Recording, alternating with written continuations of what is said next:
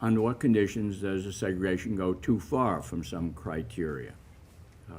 And I'll try to define a little bit what I mean by that. So let me come to the first topic. How can we think of segregation as being good? Well, some of the discussion today, I mean, Stephen raised that, I raised it a little bit, and some other people raised it. In the context in which I think about it, and I've thought about it a little bit, in the context of discrimination. And so nothing of now particularly residential, I'll come to that a little bit, but let's say you have some discrimination. I don't care if it's statistically based or taste-based discrimination. From this point of view, I don't think it makes a great deal of difference. Segregation may be a means of reducing the impact of this discrimination. So, for example, if you have discrimination against a minority, let's say blacks or women or some other group, then they may self-segregate into particular firms. So we have all black firms or all female firms, and on the assumption that they don't want to discriminate as much against each other as, let's say, whites or men want to discriminate against women or whites against blacks. This will reduce the effects of discrimination and could reduce them substantially. And you look at the world, you do see some degree of segregation in terms of, you have teams of black workers, not 100%, but female firms.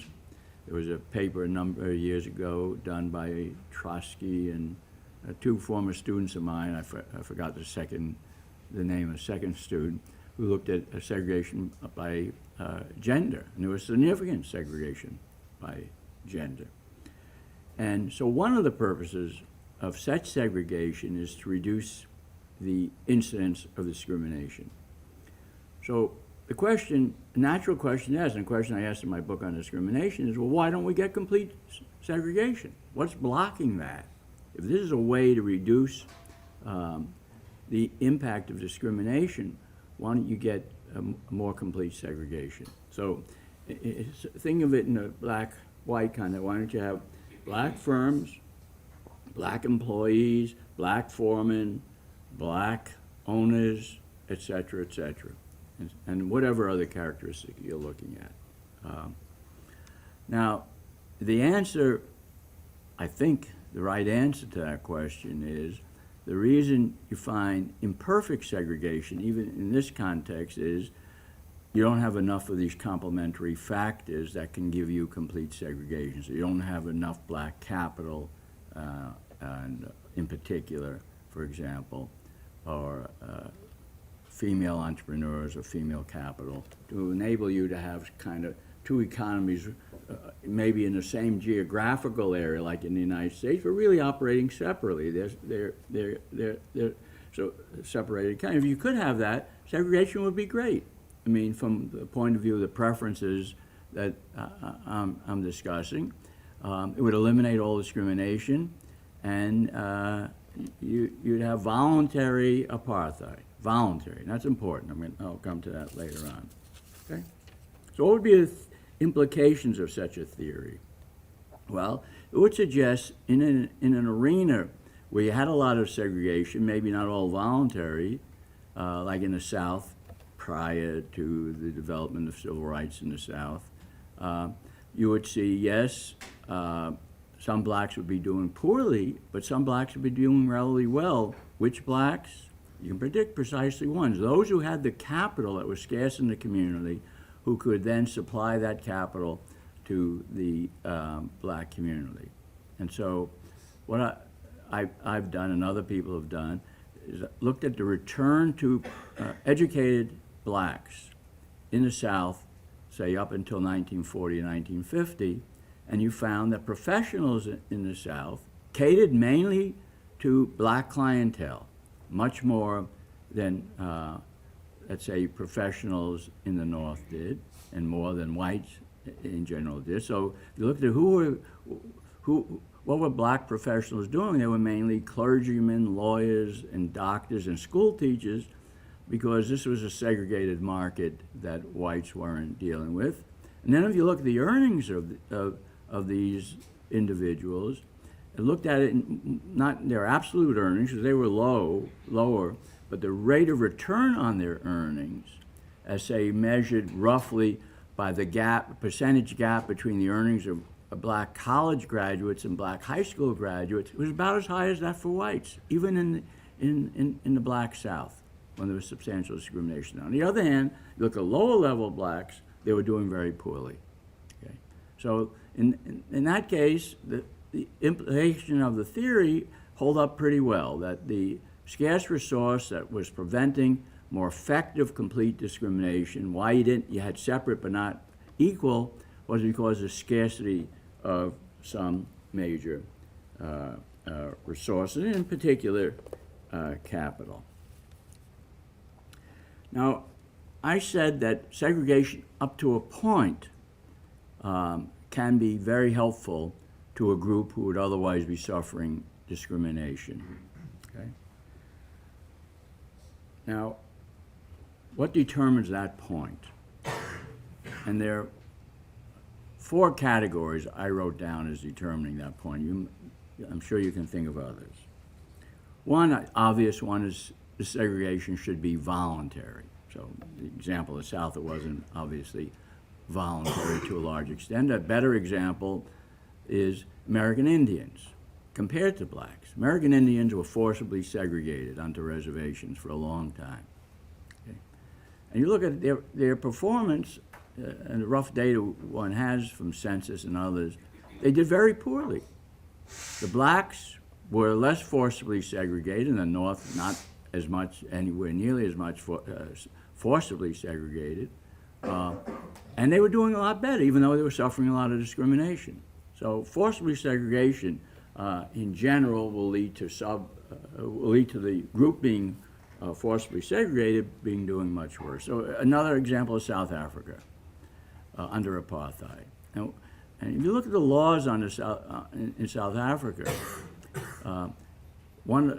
aside from residential segregation that was being enforced on people, there was also a segregation in employment.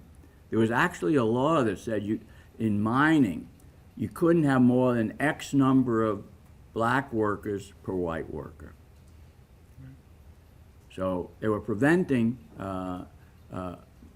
more integration, basically what they did. And as a result, mining, which was a big activity in South Africa at the time, still is, was heavily discriminated against black because of this forcible segregation. The amount that you would get through taste or statistical discrimination wasn't enough for a lot of the whites who pushed for, mainly white unions, who pushed for these laws because it was being eroded by competition, and so you had the development of the law. So that's one factor when you have forcible segregation. A second important factor is when the preference, I'm going to now deal with preferences, extend beyond a unit like a firm or a household that can be where all the behavior can be internalized. So I spoke about black firms, female firms, because that can be internalized by the owner of the firm to take account of all the preferences. So if, let's say, blacks prefer working with each other or don't mind working with each other, and whites don't want to work with blacks, then the firm will internalize that effect and try to hire all blacks. Okay? Now, when the preferences, however, extend beyond the unit, like into a residence, we've heard a lot about residential segregation. And you mentioned the work of me and Kevin and other people have done on residential segregation. When it extends into a neighborhood or into broader areas, I think there's too much discussion on geographic segregation. The issue of segregation arises in so many other contexts. Take marriage, intermarriage. Most people, people may have a preference of who they want to marry by race, by family background and the like, but other people may have a preference about who they marry. So the preference is not simply the people marrying, but the preference of other people. In the same way, it's like a neighborhood effect. In the same way, in a neighborhood, yes, I may care about who my neighbors are, but other people will care about who's in this neighborhood. And there's no easy way to internalize those effects. Right? There's nobody who owns the neighborhood. If you had a development of a gated neighborhood and somebody's owning it, they could internalize all these type of effects. Okay? But if you don't have that, as in most neighborhoods, then you don't internalize all these effects, and they become externalities. So instead of becoming spillovers that get internalized and using more economic language, they become externalities where they're not compensated. And so what can you say about the amount of segregation when you have these type of spillovers? And there's a result proved in the literature. Actually, it was proved first in a paper in the JP, I think in 1991, by somebody, I've never heard of him other than from this paper, Deb Bartolome, I think. He may have written, you would know the literature, he may have written, you know his paper, 1991? Yeah, anyway, it's not important. Murphy and I proved it independently a couple of years later, and other people have proved it. And what that result says was, whether you get too much or too little segregation in a neighborhood, really, let me go back a little bit. Suppose you had two neighborhoods, and you had two groups, let's say high and low, high income, low income. You could have them by race, you can have any other characteristics. And this is important, both groups prefer living in a neighborhood with, say, rich people. That may not be true, of course. Or both groups prefer living with whites. And they may not have equal preferences, but they prefer it. Okay? Under those conditions, people allocate themselves by buying houses and so on in neighborhood A or neighborhood B. Do you get the optimal amount of segregation in terms of maximizing some aggregate willingness to pay of the different groups? Okay, taking account of both groups, or do you get too much segregation relative to what would maximize, or too little segregation relative to what would maximize? You could go either way. Now, the result that has been proved is given a particular property of how people's preferences over, let's say, you have a preference in being in a neighborhood with a larger fraction of rich owners. How does that preference change as you increase the fraction of rich owners in the neighborhood? Is that concave or convex? So it's a technical condition. All right. Depending upon whether you have convexity or concavity, you'll either get too much segregation with concavity, too little segregation with convexity, and the optimal amount in between. All right. So, pardon me? What happens to my willingness to pay to live in a neighborhood with other whites as I increase the fraction of other whites? Yeah, right. So I don't know what the properties of those functions are, but you could end up with either way. You could end up with too much segregation or too little segregation. Okay, so you think of concavity maybe as a more plausible condition, and you say under those conditions you can get too much segregation relative to the measure, which is maximizing aggregate willingness to pay, which is a common measure for economists in terms of efficiency, willing to take account of all people's preferences. Now, a third factor that I think is important in a lot of contexts, and this comes up in a lot of matching literature. So, a lot of people here sitting in this section have worked on matching problems. I've done a little work on matching problems.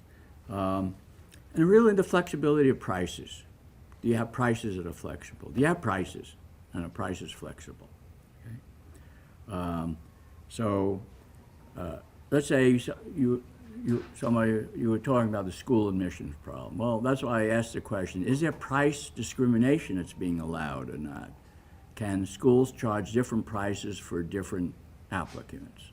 That makes a great deal of difference in terms of how much segregation you will have by SAT scores and other, or could make a substantial difference by how much segregation you end up with. If you look at school allocation of students to different schools, that was spoken at the college level here, but that Scott has worked on at the high school level, whether you have prices in that system, and flexible price can make a great deal of difference in terms of how much segregation you get by SAT scores and everything else. Because let's say somebody with a low score really feels they'd benefit a lot from being with people with high scores, they'd be willing to pay a lot to be with those people. But if prices are shut down, they can't offer that a lot of money, then you're going to encourage a lot more segregation.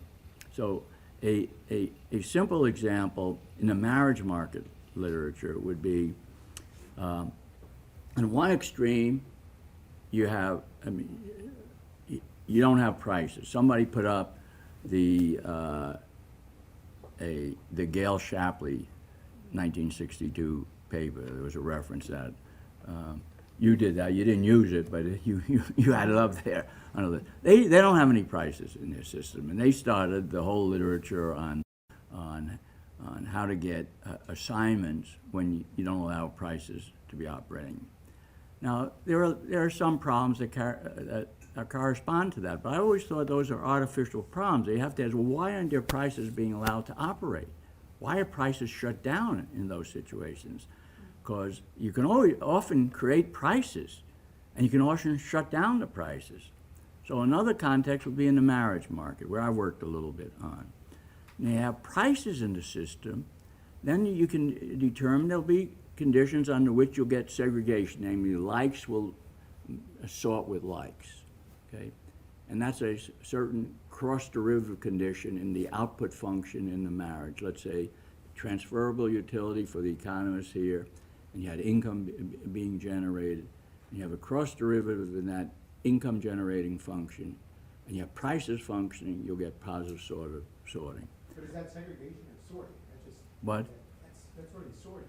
This Well, I'm segregation because you can have likes being right, in marriages. Level. It's not like some group property, right? No, well, it's a small group property. It's two individuals. Yeah, so that's a form. Yeah, that's a form of segregation. That's why the paper was put up there. That's a form of segregation. All right, because you can ask the other question: under what condition will you get? Are you less likely to get that type of service, for example? Now, if you had negative cross derivative, you would get unlikes marrying with each other. So it could be by, well, we had the paper by risk preference, and it could be by a lot of other characteristics. On the other hand, if you shut down the ability within the marriage to transfer utility, you're much more likely to get much more segregation by equals marrying equals, regardless of the cross-derivative condition. So when you shut down prices, that's almost an invitation to increase the degree of segregation. Now, if you want to go, Jim, beyond the 2x2, go to school pricing within neighborhoods. Suppose you can price differently for different people, and you let people weight how much they want to be with some other group. If you shut down that, then yes, it's, the rich people are going to spend more for their homes, and they're going to live in a certain neighborhood. Well, on the other hand, if you allow people to bid for spots in a school, regardless of what neighborhood they lived in, you'd get some people from other backgrounds who are willing to spend a lot to be in that school district. So I think prices are really important. Most models, I don't see prices. I mean, maybe it's natural in the friendship model not to have explicit prices, but in a lot of contexts, prices can be introduced. Sometimes they're shut down either artificially or just by not dealing with them, and I think that makes a great deal of difference to how you evaluate the amount of segregation. And the final factor I mentioned, and then I'll end, is, again, this is an evaluation point of view. Do you want to respect all preferences? Now, Jim, you may think that's heretical. I mean, particularly for somebody who has a lot of libertarian bias like myself. But, when people are worried about who other people are marrying, or who's living in the same neighborhood as me in terms of their income and so on, and I want to do an evaluation of the social well-being evaluation, do I want to allow those preferences to be operating? Now, when I was younger, I used to think, yes, let all these preferences have equal footing and let them all value. But as I've thought about the problem more and more, I think allowing these preferences at a distance to be equally important to other preferences, I think can be very dangerous. I mean, should we allow, let's say some people don't like gay marriages. Now, should we allow that preference to enter into our evaluation? Politically, it clearly will, but should we want it to enter? And I've grown more and more doubtful about that, but that clearly will affect your attitudes about segregation. So let me summarize briefly. No slides. So And why a few, wouldn't you call it an externality? You're talking about externalities earlier, right? That's- yeah. I have this utility of having two gay people together. I mean, it offends me, say. I'm not being I suppose it offends you. in that setting, I mean, Yeah. why wouldn't that just be kind of an unintentional? Well, ordinarily you would say that's just an externality. Right. Right? And I'm bothered by allowing that to be treated like a regular externality. Because I think deep down, we don't believe that certain preferences are as valuable as others. We just did a straightforward, Pareto optimal analysis. Straightforward Pareto optimal analysis. Those are the same as everything else. Absolutely. That's precisely the point I'm making. They're the same as everything else. The question is, do you want to do such an analysis where people are expressing views about people they're not directly interacting with? Let's say I don't like seeing poor people walking down my neighborhood. Right? Do I want to allow that preference to be expressed? And I would be disturbed by that. I think we're all disturbed. If they're willing to pay for it, you'd be okay. Well, if they can compensate somebody, yes. Yeah, right, okay, fine. Yes. But it could also go the other way. You could pay them not to walk down your street. You could, if they're willing to take it, fine. I don't have any trouble with that. I'm just saying, if we do the externality analysis, do we want them, let's say somebody's gonna walk down my street. Now, there are two ways you can treat it. You can say, well, he has to compensate the person whose street he's walking down in order to do it, even though that street is not owned by that person, or he can get compensated. And do you want to give full weight to that? I think I'm troubled by it. If we do straightforward, as I said, if we do straightforward externality analysis, those preferences are as good as any others. But do you want to do it? Do you want to allow that if you have a preference against people who are gays getting married, do you have to be compensated in order to allow them to get married? I mean that's the problem I would have with it. I mean, I don't want to get carried off on this issue. There's a small. I mean, you could argue there's another channel here, which is like social learning, right? So if I legislate it, I get used to the idea, pretty soon I find that gay marriage isn't the horror that I thought it was. Yeah, but you have to be careful about that. If you're still going to use the externality analysis, then you have to look at the present value utility of these people getting Right, over exactly. time. All right, so legislating may, because of state dependence, may affect where you end up at. But it really doesn't make that optimal if you're accepting those preferences. You still have to look at that stream of utility. But if I know what's good for them down the line, I know that they are actually, they're gonna like this after all. That's fine. That's not enough. That could be enough. Because you have to look at the discounted utility Right. over time. They know they'll like it. I mean, they don't need you to tell them that. They would know they would like that. If it was good for But them. maybe they don't know as would well. wait. No, you could still have a case, right, where they really don't know how good it's gonna be. And Well, so yeah. you as the informed outsider can. You can always do a lot when you assume there's ignorance on the part of other people. But there's a lot of it though. That's easy to do, Jim. Well, I think there was some People truth to know that in the some settings, consequences. right? The people just didn't know how bad or good it would be. That's fine, I don't have a quarrel with Maybe it's that. information, but I think it's People are information ignorant, I position. understand. They just aren't making this decision in their own interest, and you can help them make the decision in their own interest. That's fine, no problem. You don't need this complicated problem show It would that. just be like differential information sets. They really don't have Could the be. information, and It could be. you, the informed elite, will impose those because you're giving them information they would No, be happy to absolutely. pay for ex post. Absolutely. Yeah, I mean, I'm not saying It that's. doesn't require this type of issue. That could apply to almost any form of behavior. I mean, there's nothing special about it. Yeah. Yeah, I wanted to kind of think a bit more about the point that you said where, Can you talk a little louder? yeah, I wanted to think a bit more about this point that some preferences you don't want to allow, and in a sense, like, I mean, that was a throw-out point, but all right. I but basically what you're saying is that in a sense, like there's kind of like a morality underlying that, by saying that some preferences are illegitimate, right? And when we think about what the implications are for that, like in terms of how legal decisions collectively conduct in a democracy, there was a point when certain people were not allowed to vote because they thought that their preferences shouldn't matter because they were uneducated, or because they were black, or because they were female. And so, in a sense, in order to stamp out intolerance, to then say that we're going to exclude those preferences from the table, it kind of uses the same mechanism to purge. It's like using poison as like No, of course. an antidote, in a sense. Of course, I understand that. I mean, it's dangerous, and you have to be careful. You have to be careful what you do about it. But let me give you an example from my own history on discrimination. I had originally had a chapter in my book on discrimination called "The Case Against Fair Employment Laws," anti-discrimination laws, based upon this type of reasoning that these are people's preferences, they should be let.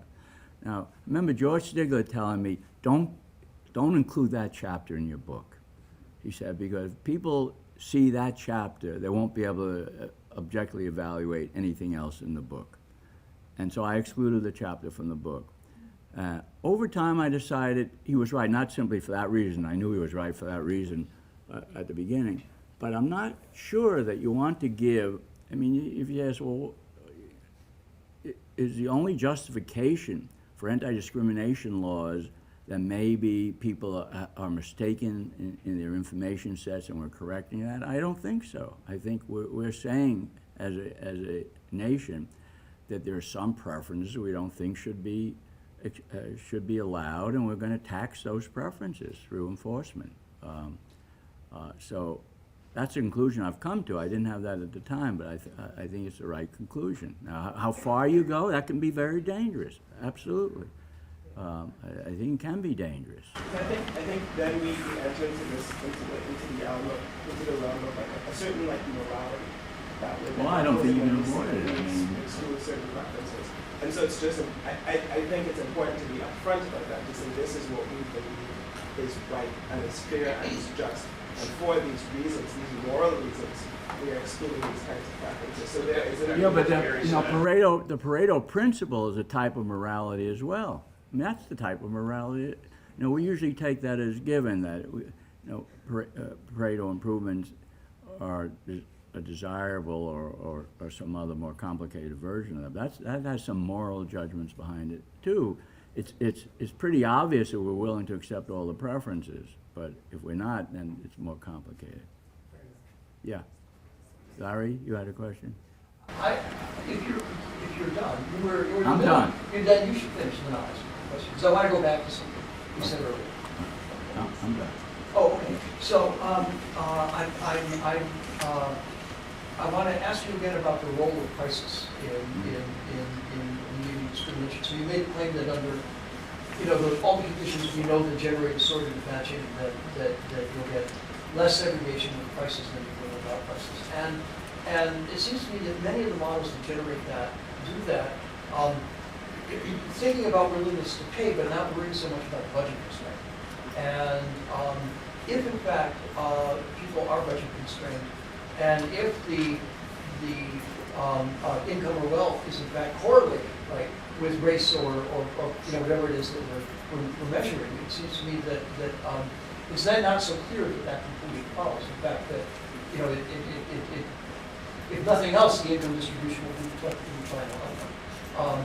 And in some sense, it seems to me that there are the discussion about is it race or is it class that I alluded to in my talk is really a discussion about this to some degree. So could you comment on that? Yeah.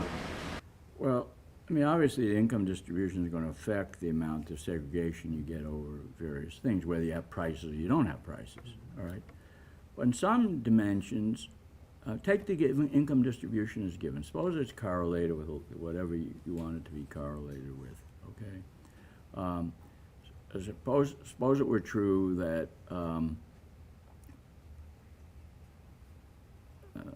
let me think of a good example. You had rich people, and they generally want their kids to go to schools with high SAT students, okay? That's fine. And